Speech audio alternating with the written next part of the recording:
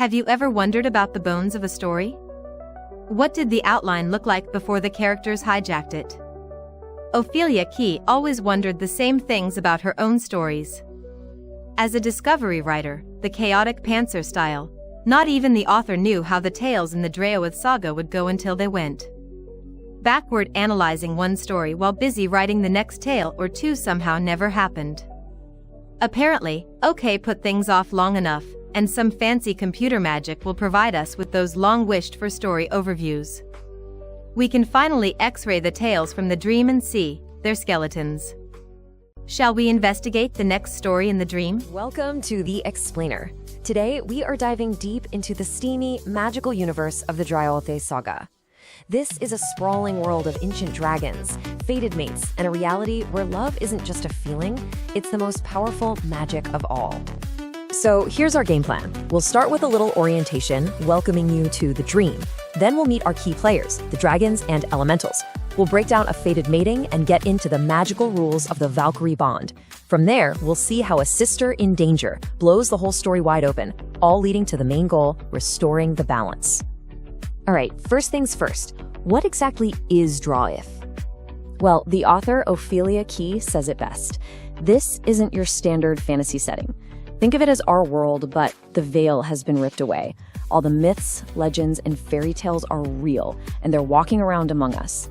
The whole central conflict is about protecting the magical balance of this reality, which everyone calls the dream. And here's the most important thing to get. This is a whole saga built around that classic genre staple, fated mates. Every single one of these love stories is another brick in the foundation of an immortal kingdom, a kingdom whose sole purpose is to fight for the dream. So how does a big story like this actually unfold? Through these couples. So let's zoom in and meet the key players we're going to be using for our case study. Okay, on one side we have Chloe Zenderfell, an earth elemental who can literally command nature. And on the other, we have Halvur Lighting, who goes by Ember. He's an ancient dragon knight. Talk about opposites attract, right? I mean, just look at the height difference alone. And yeah, he looks 92, but as you're about to see, that is not the whole story. Yeah, about that age, that 92 is just a cover. This guy has been an immortal dragon for 629 years. He's carrying around the weight of a past mortal life he can barely even remember. This isn't just an age gap, you guys. This is a chasm of experience. So you have to wonder, how did two beings this different even get together? Well, their story kicks off with a pretty dramatic rescue from a mysterious abduction, and it all leads to a fantastic case of mistaken identity. When Ember finds Chloe and saves her, that's the first thing she asks him. And the irony is just perfect, because yeah, he actually was a knight in his mortal life, almost 900 years ago. And the woman he loved back then, who he called his Earth Flower, Chloe is her spitting image.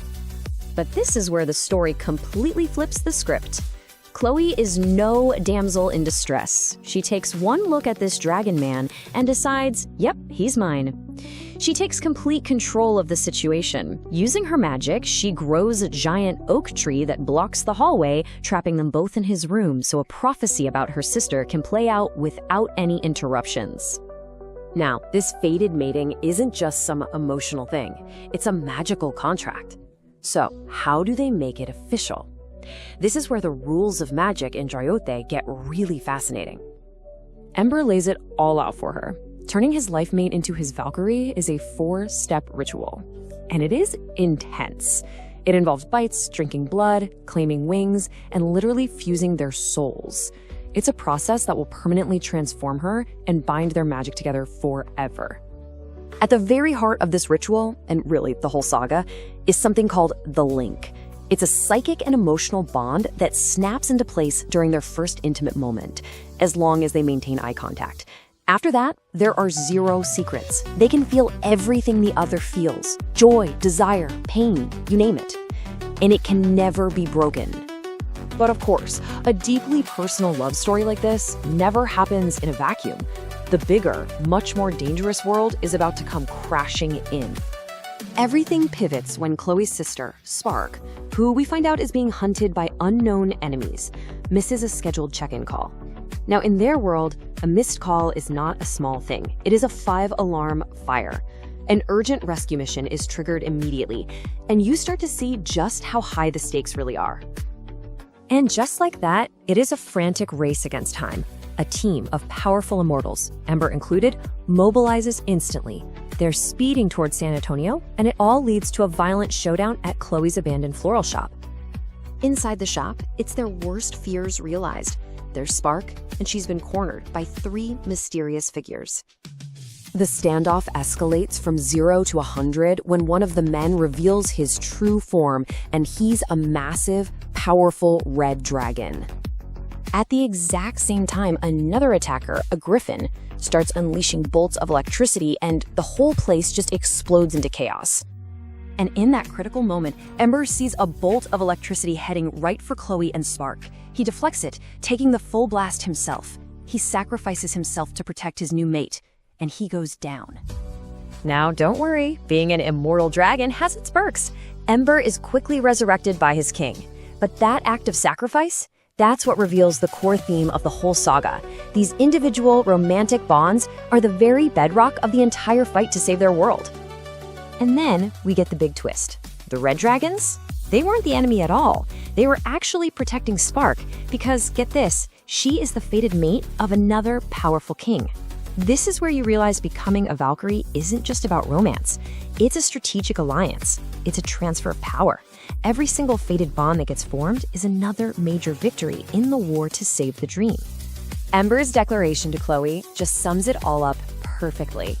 In the world of Draoithe, finding your one destined partner, that's not just a personal quest. It's your ultimate purpose. It is the greatest source of your strength. Which leaves us with the saga's central nagging question.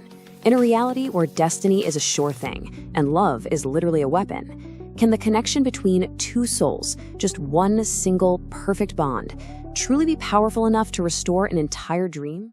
I sincerely hope you enjoyed this view of a story skeleton, glimpsing the characters, setting, and plot structure along with the twists within the writing in this tale from the Draoithe Saga by Ophelia Kee.